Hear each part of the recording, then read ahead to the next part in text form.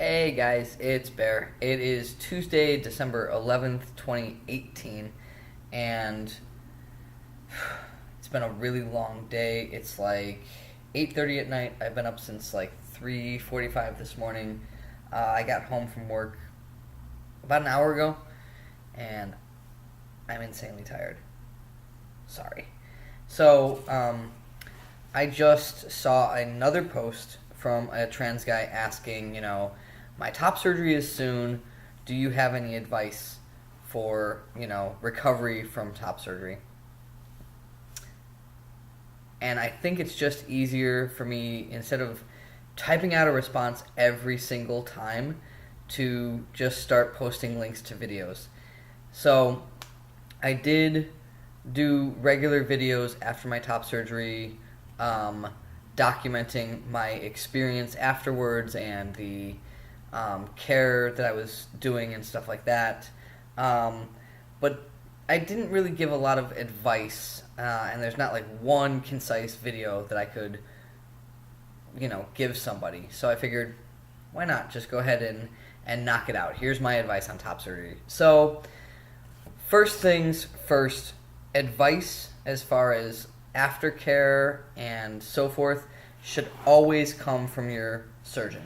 In this case, we're talking about the surgeon who performs your top surgery, but any sort of medical advice, you should be reaching out to your doctor first. And yeah, reaching out to your peers and stuff like that is really great, but really this stuff should all be coming from your doctor. So, yeah.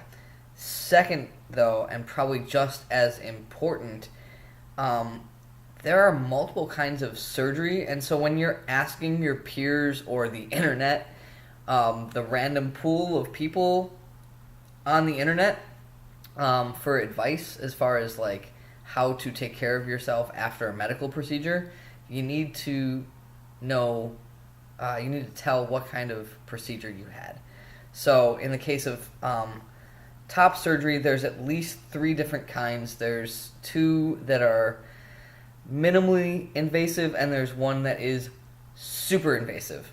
The 2 that are minimally invasive, they leave your original nipple, or at least part of it, and then they remove all the tissue around it, and in various ways they sort of tighten up the skin. So those are performed for people who have really small breasts and don't have a lot of adipose tissue to deal with.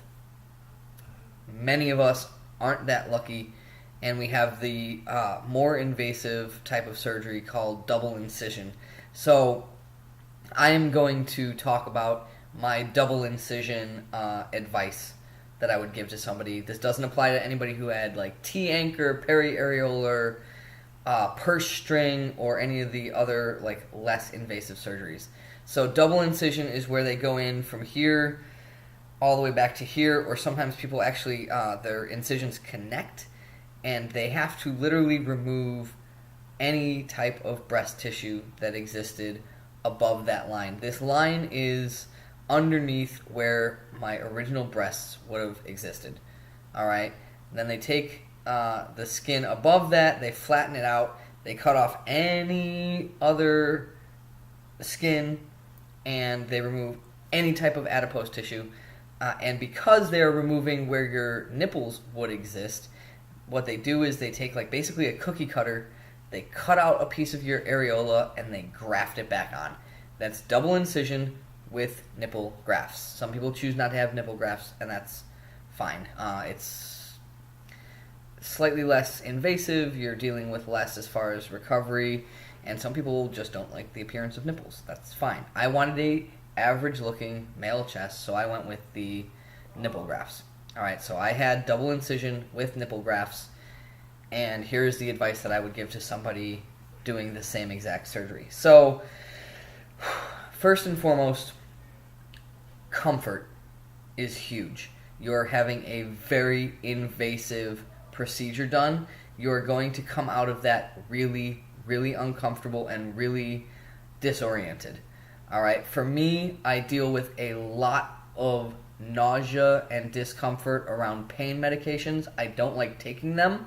and anesthesia particularly affects me in a very bad way. So anytime that I've had anything that I've needed anesthesia for, like top surgery and my wisdom teeth, I have experienced incredible discomfort afterwards, really disorienting coming out of anesthesia. I talk about that in the video I made like the day after my top surgery, so you can hear all about that.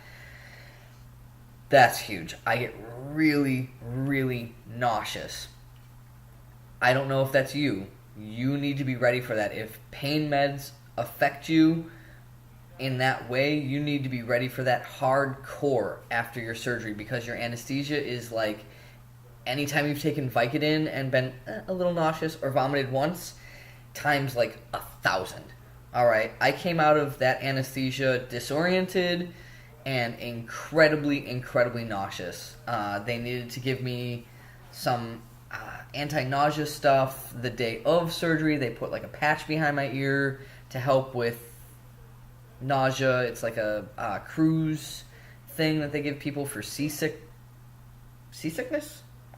I don't know. Is that what that's called? I don't know. And then like I had a lot of ginger ale and crackers at the hospital to try to calm my stomach down. And then over the next several days after my surgery, I dealt with even more nausea. And then within 5 days of surgery, by like, I don't know, actually I think it was like maybe day 4, I was actually vomiting. Not just from the anesthesia, but because of the pain meds that they give you afterwards. That stuff just affects me in a terrible way. So if you are one of those people, be ready for that. And talk about that with your surgeon or nurse practitioner or whomever. Furthermore, as far as being uncomfortable, you just had major surgery across your chest here, but I was really surprised at how far down that feeling of discomfort and bruising went and how far up. I mean, up to my clavicles was bruised from like the liposuction. They just kind of jam a wand in there and they dig around and get all that fat tissue out. And under the armpits and everything, man, they go all the way back to where your drains are going to be, which is right here. I don't think it's showing up very well on the camera right now. They go all the way back to here where the drain is in, and they liposuction everything there and then also down into here. So that's going to feel really, really bruised for a couple of weeks. All right, so you need to be ready for just the physical discomfort of that. You also are restricted as far as your movement. You obviously don't want to be stretching brand new incisions by reaching up in any way. So one of the things that I did was I made sure that any dishes that I might want to use were actually down out of cabinets and on the countertop. And the people I was living with at the time knew that these were the things that I was going to be using. Furthermore, I went grocery shopping and I bought things that were going to be really gentle on my stomach because I know the way my body reacts to pain medications, and I knew that I was going to need to eat really gentle foods that were also really easy to prepare.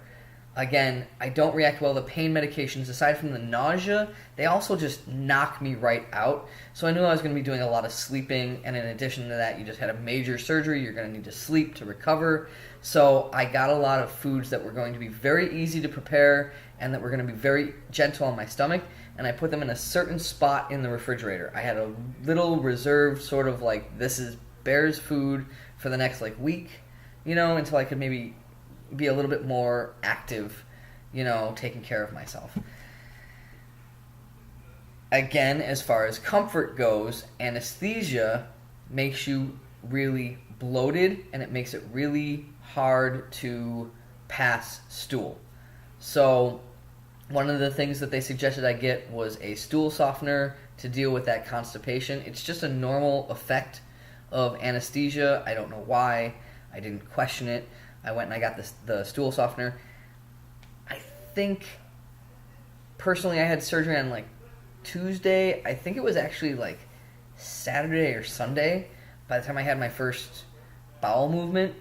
And if you think about all that food not getting out of you, you're going to be kind of blocked up. So again, easy to digest food is really, really huge. You don't want anything that's going to be kind of heavy sitting in your gut After a day or two of not being able to pass that out of you, you are going to be very, very uncomfortable.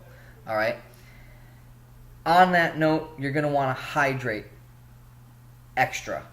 Aside from all the reasons that hydration is good for you, when you can't pass bowel... oh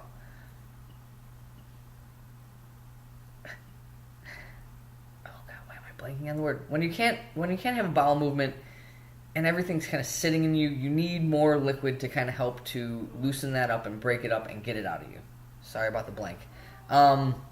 So I particularly like Powerade a lot. I like Blue Powerade, and so I bought a ton of Blue Powerade, and I drank it for just like a week straight. Some people aren't a fan of Powerade. Some people want water. Some people like Pedialyte. Whatever works for you, whatever's going to get you to drink lots of water to try to, first of all, rehydrate and recover from your operation, but also to try to break all that stuff up and get it out of you. Use it, do it, whatever. Straws are really huge. Again, you're impeded as far as your movement. You'd be surprised getting a glass up and trying to drink out of it is actually difficult. So I had like one of those metal tumblers from Starbucks that had the metal straw, and that was huge. All I had to do was sort of like get to it, and it also kept stuff cold for hours. I was sleeping on and off all through the day, and those glasses, those metal tumblers, would keep that stuff cold. You know, I'd wake up and my drink would still be cold, so that was huge. If you can get something like that, something that's easy to drink out of, that you, whatever, do that. But most importantly, on the subject of comfort, what I was not prepared for was how bloated I was going to be after surgery and how tight my clothes were going to fit, and also the fact that you don't want to be pulling a shirt on over your head or pulling it off over your head. That's actually really, really difficult, and it was difficult for like 3 weeks. I was really surprised at how restricted I was as far as movement and comfort. So the bloating, get pajama pants a size too big for you. If you wear a size small, get a medium, because it's going to be hard for you to pull your that elastic waistband up over your hips, and it's also actually going to put a lot of pressure on your stomach that's really, really bloated and constipated. So get something that you can wear like a size too big, and then also get something that opens in the front that you can pull on really easily. So again, a pair of like button-down pajama pants, or button-down shirts that'll fit easily over all that wrap that you're going to have as well. You're going to be covered in bandages and possibly a medical binder. I had to deal with a really thick pad. It was about that thick. And then also ace bandages, you know, so there was like all this padding in front of me. And so closing a shirt was really difficult, so I got those button-down shirts, button-down pajama pants, or button-down pajama tops are really, really comfy. They're warm. You can open it a little bit more if you're really hot. You can kind of get to yourself to be able to wash a little bit. For me, I'm a martial artist, and so we have these gi tops that are open in the front anyway, but can be easily closed around you if you're trying to be a little bit more modest or a little bit more comfortable. So I actually lived in those for a little while, those and like kind of button-down tops. Again, if you look back at my videos, you can see that I was wearing a lot of button-down tops, and they were mostly open. So, yeah, comfort. Think about being bloated, think about being constipated, think about possibly being nauseous or slightly, you know, out of it because of the pain meds. Make it so that you can make yourself comfortable. As far as sleeping, many top surgeons will recommend that you sleep in an upright position, or at least kind of like propped up. So you want a lot of pillows. I gathered like every pillow in the house, and I kind of made like a nest for myself so that I could sleep sitting up, but also kind of lay a little bit on my side, because I'm a side sleeper, without rolling completely on your side, because then you're talking about fluids settling and gathering, and you're talking about the danger of hematomas. So you don't want to do that. You definitely want to follow your surgeon's advice as far as sitting up, as opposed to reclining or laying on your side. And for me, every time I went in for a surgery consult or a post-op appointment, which was like once a week for the first 3 weeks, and then every other week for a period of time, and then once a month, and then, I mean, we were really on top of it. I had lots of appointments. I took a notebook, and I wrote down my questions, my concerns, and I wrote down my surgeon's responses. I'm really big on taking notes, because you're going to be excited, you're going to be nervous, you're going to forget your question, or you're going to forget their answer. All right? So listen to them, follow their advice. If you can't remember what they told you, call the office. They'll be able to tell you. That was one of the really big ones I remember my surgeon saying. So I took every pillow I could find, and those pillows that sort of like, you know, are like a chair around you. They have like a little arm, and I made like a nest that would keep me somewhat upright. And that made it a lot easier also to get out of bed, because if you think about going from a complete reclining position to sort of having to sit up, you're doing a sit-up, and it's going to hurt your chest and your abdomen that are bruised, and the stitches are going to feel like they're pulling, and you're going to wig yourself out. Be prepared for that. You're going to make yourself nervous all the time about, oh my God, did I stretch my incision? Did I break a stitch open? Did I just ruin this chest that I spent all this money on? You know, and top surgery is not cheap, so that's a whole other thing. You know, so make it easy for yourself to move around. Last thing as far as advice for post-op, whatever, is entertainment. The first week for me, I did a lot of sleeping.